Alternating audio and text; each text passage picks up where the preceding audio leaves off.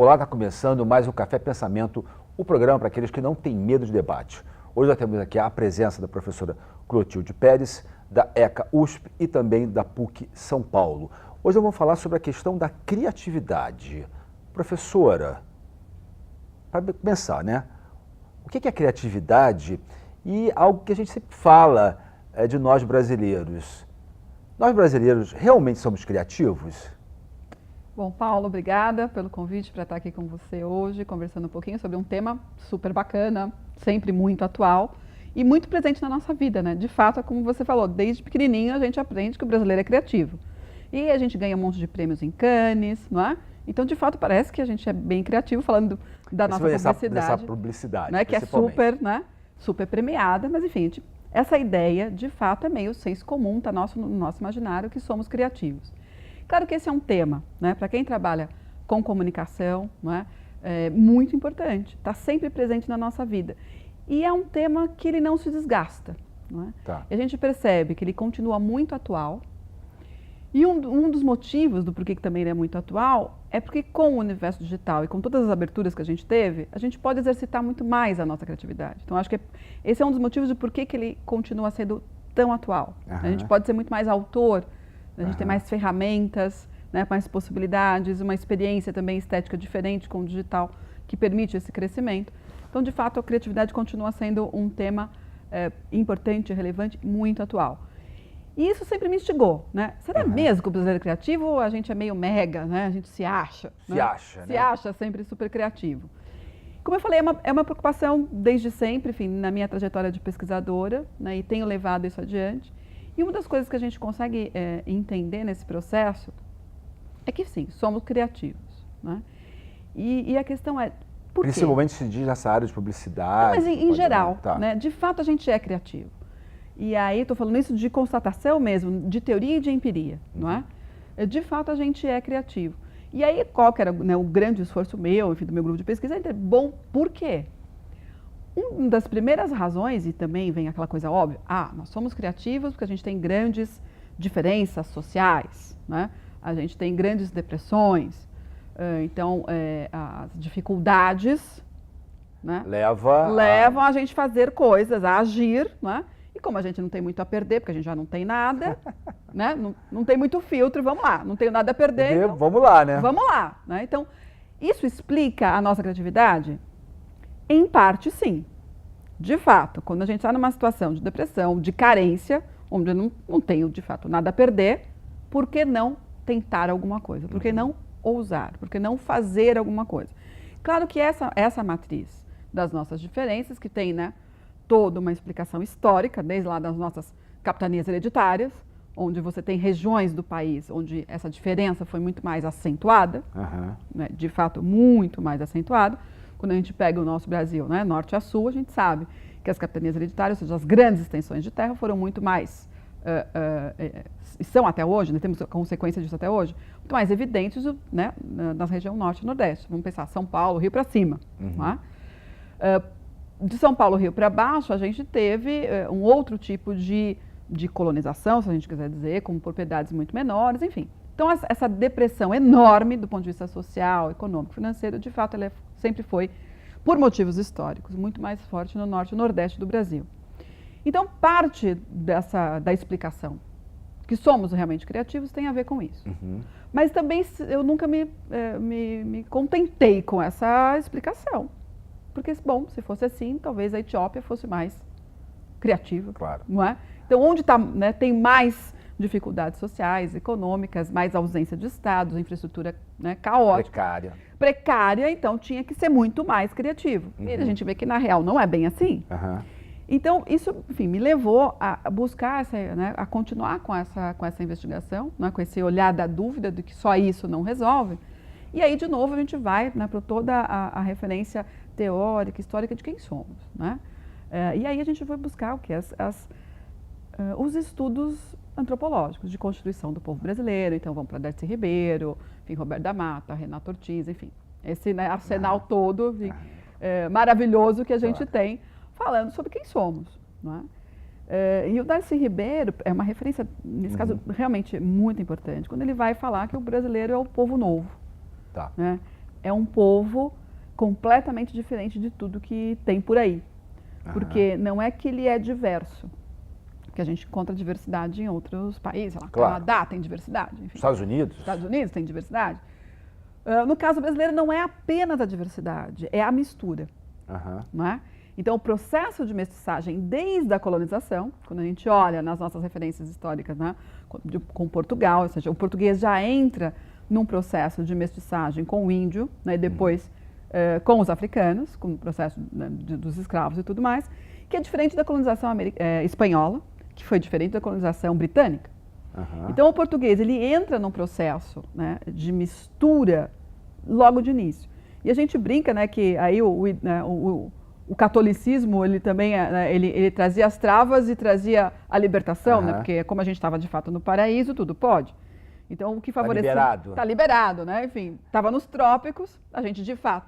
E quando a gente imagina o português chegando na Bahia, se até hoje aquilo é maravilhoso, imagina ele chegando, né, na Bahia com aquela, né, areia branca, né, mar azul, aquela a exuberância da nossa floresta, das Índias, da arara azul, ou seja, aquilo de fato era o paraíso, e no paraíso está liberado.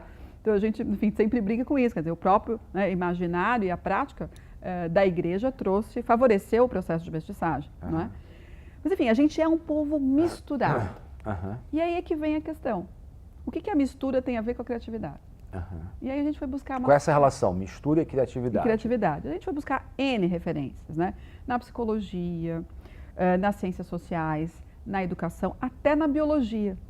Porque até a biologia fala que os genes híbridos são mais fortes, mais resistentes e mais adaptáveis, portanto, mais inteligentes, mais criativos. Até na biologia, na genética, a gente encontra uma explicação de que a mistura, ela favorece a criatividade. Porque, como é que funciona? Para você se misturar, você precisa se aproximar. Claro. Né? Então, o processo de aproximação, reconhecer, aproximar. Né? Esse processo pressupõe que você sai de uma forma diferente. Claro. Né? Então, você entende o outro, você compreende o outro, você... Tem que ter essa abertura para o outro. Abertura para o outro. Então, este processo é um processo que favorece a criatividade, porque é um processo de abertura, de fato. Né? E a mistura, né, a hibridização, a mestiçagem, que a gente pode dizer, favorece a criatividade. Então, quando a gente ouve, né, o brasileiro é criativo, né, eu não tenho a menor dúvida que o brasileiro é criativo. E não é só na publicidade, a gente vê essa criatividade na rua, absolutamente no nosso cotidiano. E não é aquela coisa assim, só da criatividade artística, não é? Mas é da criatividade que eu chamo de criatividade empreendedora. Aquela criatividade que transforma a vida das pessoas, não é? E eu tive a oportunidade, enfim, de me deparar com casos dos mais extraordinários, onde a criatividade, de fato, era que transformava, não é? E aí, com essa associação, né, de fato, entre essas carências estruturais que a gente continua tendo, né, a gente está vivendo um momento político tão tenso que a gente faz relembrar tudo isso, né? Ricos e pobres, né, e etc, etc. A gente nem vai problematizar aqui, não é? Vamos parar por aqui. Mas, de fato, a gente faz lembrar, né, que desde sempre a gente teve essas diferenças muito brutais. Que isso, em parte, né, explica essa criatividade mais popular, não tenho nada a perder, né, vou para cima. E, por outra, a mestiçagem. E aí, quando a gente olha o nosso país, onde esse encontro ele é mais evidente? De fato, como a gente brinca, de São Paulo, Rio para cima. Onde teve um processo de mistura, de mestiçagem muito maior, e onde, de fato, a gente teve também, por razões históricas, essas diferenças sociais mais abruptas. Né? Professor, essa questão da criatividade, né, acho que, como a senhora bem disse, né, seja se a gente fosse teorizar ou nas nossas práticas diárias, mas isso também não cria, de certo modo, uma, digamos, insegurança. Em que aspecto estou querendo dizer isso? Porque, como nós somos criativos, toda hora, evidentemente, nós estamos mudando. E aí nunca tem um ponto de segurança. E aí não ter esse ponto de segurança, digamos assim, uma certa base, não cria uma confusão. Por exemplo, como eu estava falando, a questão das estruturas. Eu estava lembrando assim, na Alemanha, né? O trem chega sempre no mesmo horário. Aqui não temos isso. E é por isso que essa questão da criatividade. Eu tenho que me virar. Mas isso também não cria uma dificuldade para nós, no aspecto de, caramba, toda hora eu tenho uma demanda de mudança. Né? Então, eu queria discutir isso. Quer dizer, claro, a gente falou aqui do ponto positivo. Talvez aqui fazer uma análise crítica disso. Mas eu queria falar isso no nosso próximo bloco e você continua aqui com a gente no Café Pensamento.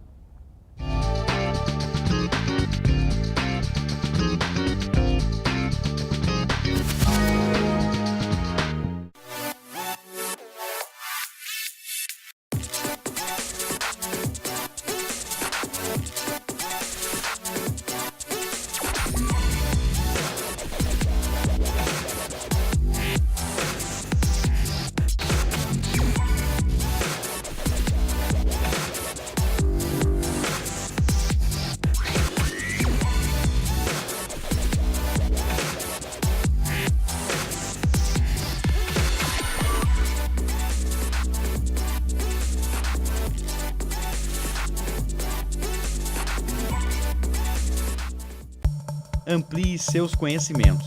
Faça pós-graduação no Mackenzie.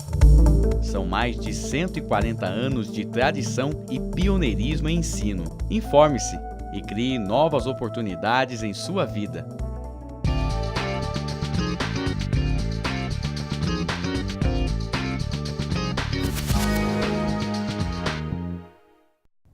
Estamos de volta ao Café Pensamento, hoje com a professora Clotilde Pérez, da ECA USP e também da PUC São Paulo. Professora, no bloco anterior nós estávamos falando dessa questão da diversidade, essa questão da criatividade, né, como o brasileiro é criativo. E aí nós deixamos uma questão no último bloco que era, existe, nós falamos desse lado positivo da criatividade de nós brasileiros, mas também isso pode criar digamos assim, determinadas dificuldades no sentido de não ter um ponto de segurança, né? Toda hora estamos mudando e aí eu vou para cá, eu vou para lá, então eu queria analisar isso, né? Dessas dificuldades nossas em relação à nossa criatividade, né? No sentido de nós não termos um ponto relativamente fixo, como eu estava falando, por exemplo, dos alemães, né, que é o exemplo do trem que chega a todo no horário certinho, e nós não, toda hora tem que mudar, agora não vem o trem, agora eu vou fazer isso, agora, como é que isso não cria uma certa confusão para nós? Então, eu acho que, de novo, é positivo também, né, Paulo? Não acho que é um problema, ao contrário, né? Quando a gente olha, de fato, isso é uma característica nossa, não é? A gente lida muito bem com tudo que é diversidade, porque a gente nunca teve segurança. Não é que a gente teve e a gente perdeu. Nunca teve. A gente nunca teve. Né? A gente nunca teve um estado protetor, a gente nunca teve certeza de que eu vou fazer engenharia e vou ser engenheiro. A gente nunca teve. Eu vou trabalhar, depois eu vou ganhar aposentadoria, enfim. Então, se a gente pegar a própria Alemanha, ou seja, a Europa como um todo, vivia, né? Vivia o que a gente chamava de mundo sólido, perfeito, não é? Isso teve muita coisa boa, evidente, claro. Não é? Mas também trouxe grande sofrimento quando a gente começa a vivenciar uma série de crises. Né? Por que a Europa tem tanta dificuldade para sair de fato da crise de 2008? Por que os Estados Unidos saiu, em princípio, mais rapidamente e de uma maneira menos sofrida? Por quê? Você tem estados vivendo dentro de uma concepção de mundo sólido. Né? E o mundo, né? A vida no mundo, né? Na contemporaneidade é líquida, da espuma, sei lá que metáfora a gente vai usar, ou seja, é da volatilidade, é da efemeridade, é dos trânsitos, das ambiguidades. E a gente sempre foi assim. Então, eu lembro que eu escrevi um texto um tempo atrás, que era, né, que nós somos, né, pós-modernos hasta la médula, ou seja, desde sempre. A gente já nasceu na transitoriedade. Então, eu acho que, na verdade, isso é positivo também. Porque com tudo, né, com tudo o que a gente tem que vivenciar no contemporâneo, a gente está mais preparado. Né? De fato, a gente está mais preparado. A gente sabe lidar muito melhor com essas volatilidades, com as efemeridades. Então, se a gente tivesse perdido, aí eu acho que o sofrimento seria maior. Então, eu acho que não. Como a gente já nasce dentro dessa concepção, que para sobreviver eu tenho que ser flexível. Eu tenho que ter o famoso jogo de cintura. O famoso jogo de cintura, né? É claro que, eu acho que a gente, até usando a sua referência da Alemanha, pensar só nesse lado também não resolve. Eu acho que a gente teve um exemplo na Copa do Mundo. O 7-1, o que foi aquilo? Não é? Então, só a ginga não resolve. Não resolve, exatamente. Chorar, rezar, orar e não jogar bola porque nesse aspecto, inclusive, lembrando aí dessa nossa derrota, digamos assim, os próprios alemães, né? Quando eles vieram aqui, eles fizeram uma baita de um marketing social, né? Ficaram na Bahia. Não, só social, eles pensaram em tudo. Tudo, pensaram em tudo, né? Na A propaganda camiseta era parecida com a camiseta do Flamengo, eles postavam, faziam posts claro, não eles, mas enfim, faziam posts em português. Então, assim, só a ginga nos levou para, enfim. Então, assim, é claro que quando a gente pensa ali naquele caso, é claro que eles foram buscar aquilo que eles não tinham. Claro. Que era essa questão da afetividade, do social, né, da simpatia, que para ganhar a Copa do Mundo nesse país tinha que ser. E era tudo que eles não tinham. Mas e aí quando você não tem, né? vocês vão buscar. Exatamente. Como eu vou, né, como que eu vou chegar no Brasil? Eu tenho que ser simpático, eu tenho que, de fato, entrar nos meandros da cultura local. Eles chegaram muito antes do que precisavam, né? Ficaram na Bahia, de novo, que é ótimo, né? Eles entraram naquele cotidiano, foram simpáticos, assim, de uma maneira quase que naturalizada mesmo. Foi tudo planejado, evidente que sim, mas aquilo funcionou muito bem. Né? Então, só para não deixar de lado, não, a gente é flexível desde sempre, está tudo resolvido, não. Mas que nos coloca diante dos desafios do mundo contemporâneo de uma maneira melhor, sim, porque a gente não tem essa questão da perda, não é? E nesse aspecto, professora, será que o que nos falta? Quer dizer, nós já temos isso no nosso DNA, digamos assim, essa criatividade. Mas será que muitas vezes não falta em nós uma consciência dessa criatividade para nós termos para nós termos mais segurança? Porque a sensação, às vezes, que me dá, ou a compreensão que eu tenho, é que se ao mesmo tempo nós temos essa criatividade, por outro lado, nós também temos uma consciência, nós temos ainda uma ideia de colonizados, por exemplo, que o outro é sempre melhor, né? Então, será que nos falta, quer dizer, nós já temos isso, essa criatividade, mas a gente tem maior confiança em relação a essa criatividade, assim como, por exemplo, os alemães, né, pensando aqui na Copa, eles pensam, olha, nós somos certinhos, nós somos assim, porém, nós vamos ter que aprender a ser criativos nesse país, para a gente ganhar, afetivos, nós vamos ter que aprender a isso. Né? Tudo bem, tudo planejado, nós estamos planejando ser promocional, foi planejado, né? Foi, né, pra gente, nós temos que ser criativos. Né? Então, assim, olha, eles têm a consciência, tem um saber, que eles são todos do planejamento, mas agora nós precisamos, né, nesse país da afetividade, nós temos que ser criativos para sermos afetivos com eles.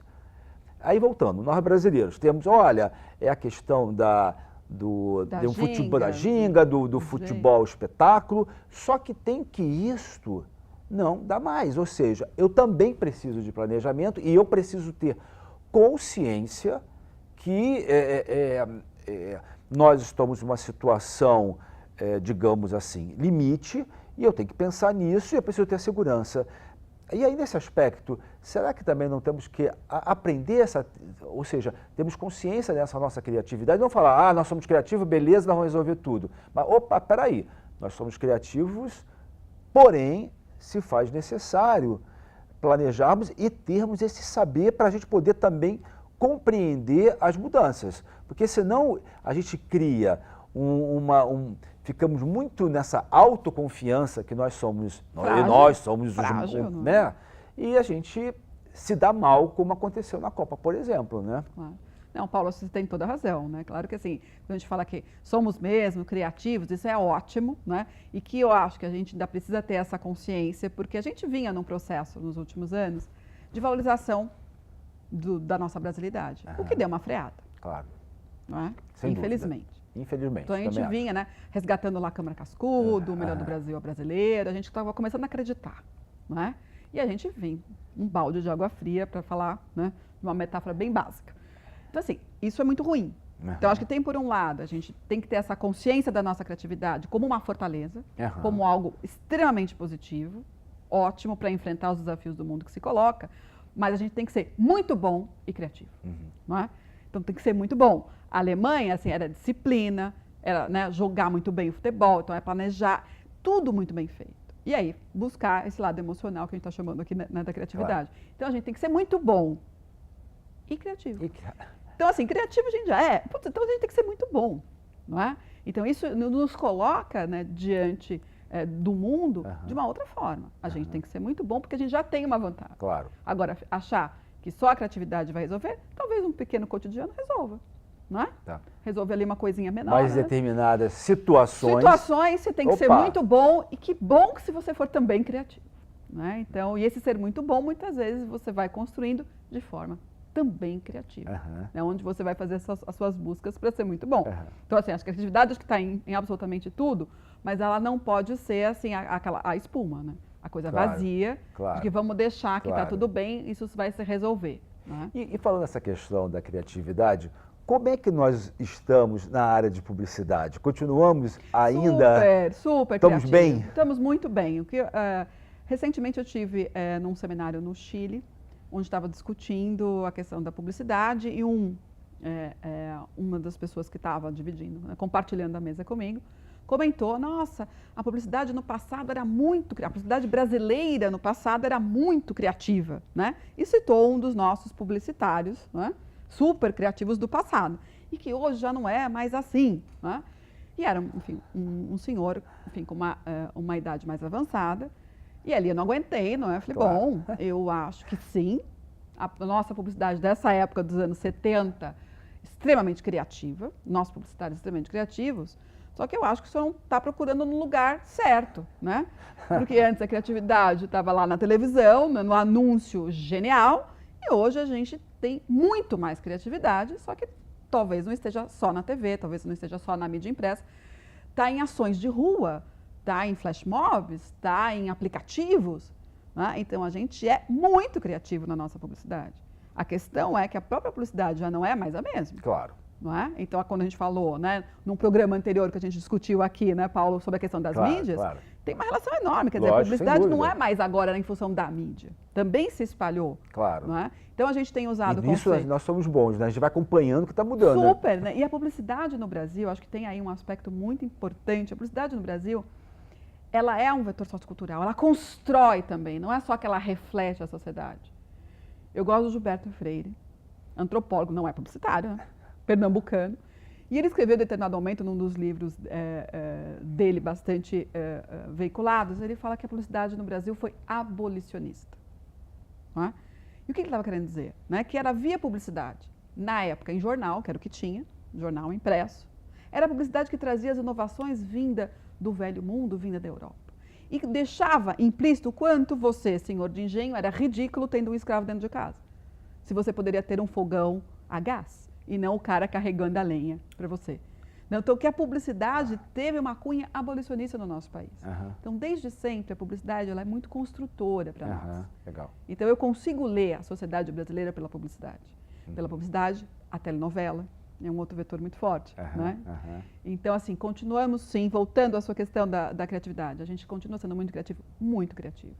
Quer dizer, os lugares onde a gente encontrava a publicidade estão mantidos, a gente continua tendo publicidade de TV, de rádio super criativa? Sim, só que a gente encontra a criatividade hoje muito mais espalhada na nossa publicidade. E a gente tem falado muito de hiperpublicidade, de um ecossistema publicitário, ou seja, não é mais aquela publicidade entendida como anúncio simplesmente. Né?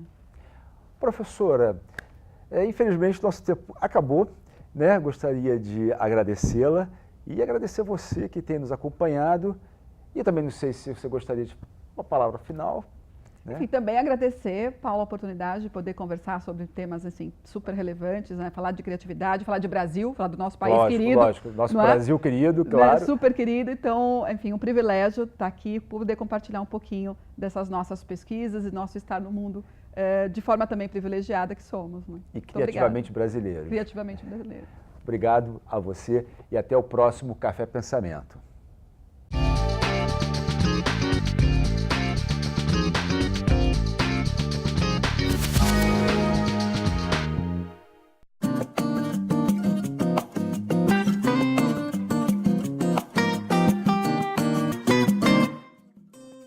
A dica de livro dessa semana é O que todo pedagogo precisa saber sobre Libras. A segunda edição foi lançada agora na Bienal Internacional do Rio de Janeiro e ela traz algumas modificações referentes à primeira edição. Né?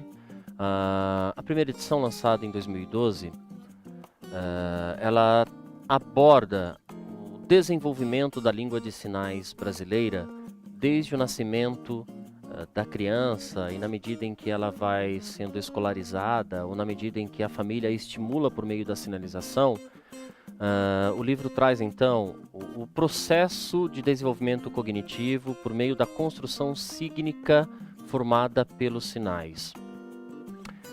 O livro aborda também questões voltadas à organização da escola direcionada para os surdos, mas óbvio, essa abordagem ela parte de um viés crítico, porque embora eu concorde que a escola bilíngue seja necessária e a melhor opção nesse momento para o surdo brasileiro, é importante também que pensemos na questão do retorno a um espaço organizado e reservado apenas para o surdo. Quando eu digo apenas, é um espaço, óbvio, que toda escola no Brasil hoje, dentro da proposta da educação inclusiva, ela está aberta a qualquer pessoa. Ou seja, independente do meu filho ter síndrome de Down ou não, eu posso matriculá-lo na APAE ou em uma escola regular. Eu posso matriculá-lo numa escola bilíngue para surdos ou numa escola regular. Mas é importante pensar num aspecto, por exemplo, né, de como essa escola acaba nominando o espaço direcionado para os surdos.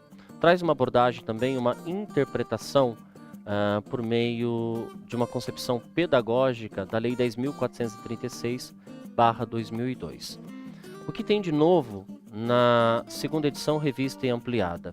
Ao longo desse processo de adoção do livro por algumas universidades e o contato que eu tive com alguns alunos dentro da sala de aula, ou então em palestras, as quais eu dei em alguns estados do Brasil, eu pude perceber o que era meio que dificultoso em nível de entendimento trazido em alguns capítulos do livro, né?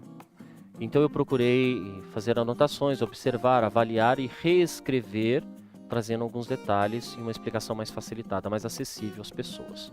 Então fica a dica, se você quiser conhecer um pouco mais sobre língua de sinais brasileira, o que todo pedagogo precisa saber sobre Libras é a indicação dessa semana.